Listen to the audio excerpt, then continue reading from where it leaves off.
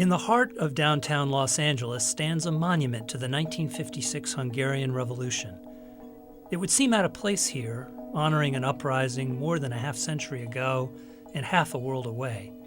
But still it stands, unknown to most, its history largely forgotten, much like those people sprinkled around California who fled that revolution 55 years ago on their way to the Olympics.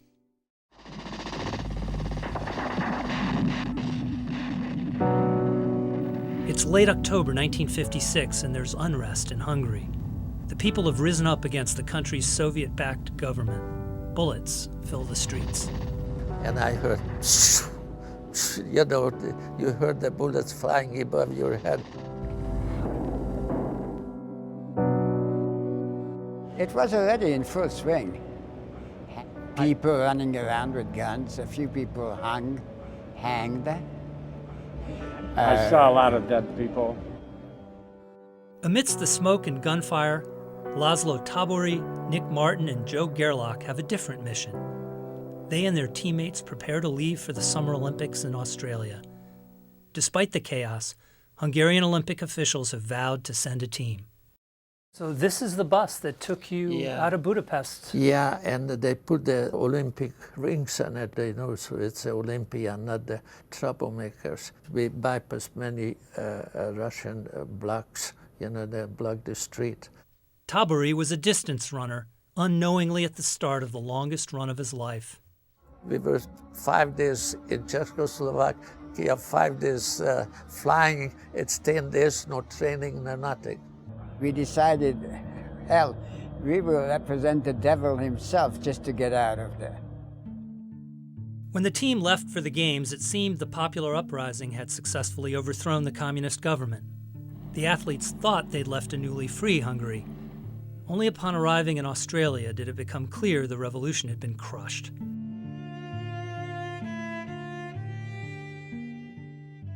Now, as the Olympians were marching in Melbourne, Soviet troops were marching in Budapest. The full extent of what happened back home, was it still a mystery, or how did you... Absolutely. We had no idea. No idea. We just heard rumors, this is happening, that happening, but it was just rumors. We just did not know what to do. What are we going to do after the games? For most Olympic athletes, the games are an ending, the culmination of years of hard work. But for 30 members of the 1956 Hungarian Olympic team, they were a starting point, the beginning of a new life in America. And yet for that fortnight in Melbourne, they didn't know if it was an ending or a beginning, whether they were coming or going. They had to make the toughest decision of their lives while they were competing in the most important competition of their lives. Martin spoke the best English and says he began representing the entire team, approaching the Australian and American governments to discuss defecting. Nobody wanted to touch us. I went to the Australians, hands off, they didn't want to talk to us. I asked Americans, they didn't want to have anything to do with us. And the people who did approach us, like the Hungarian royalists, we didn't want to have anything to do with them. The Olympics are supposed to be free of the politics Martin was swimming in. Instead, they even bled into the water polo competition when Martin and his teammates faced the Soviets. Trying to claw back their country's honor, Hungary scored a 4-0 win in a match that came to be known as blood in the water. For 2 weeks, we had no access to a pool at all. So basically, we were totally out of shape. And we decided to stall the whole match. And when it got to 4-0, the Russians became so furious that they just started beating on us. They split Zador's head wide open. By day, the Hungarian athletes would compete. Martin's water polo squad won gold. Gerlach placed 4th in diving, and Tabori just missed a medal in the 1,500 meters by hundredths of a second. Good memories and bad memories. Good when I'm alive, bad, I didn't get what I supposed to get. But by night they would agonize over what to do at the end of the games. Return home or find a new one. Struggling to contact family and friends, they had little more than scraps of information to go on. I get that 1.5 sentence.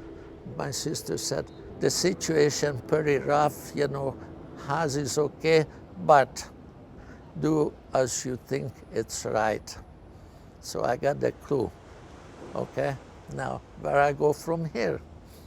The choice each faced came from Henry Luce, the anti-communist publisher of Sports Illustrated, who, in hoping to gain publicity for the young magazine, arranged for refugee status in the U.S. for anyone wanting to defect. The team was split. Like every young man thinks, you know, when he's young, he can conquer the world. I thought that myself too, but it then came out that way, you know. It was just reversed. The world conquered me. Only about a third of the team took the offer, and many of those settled in California, their first stop upon defecting.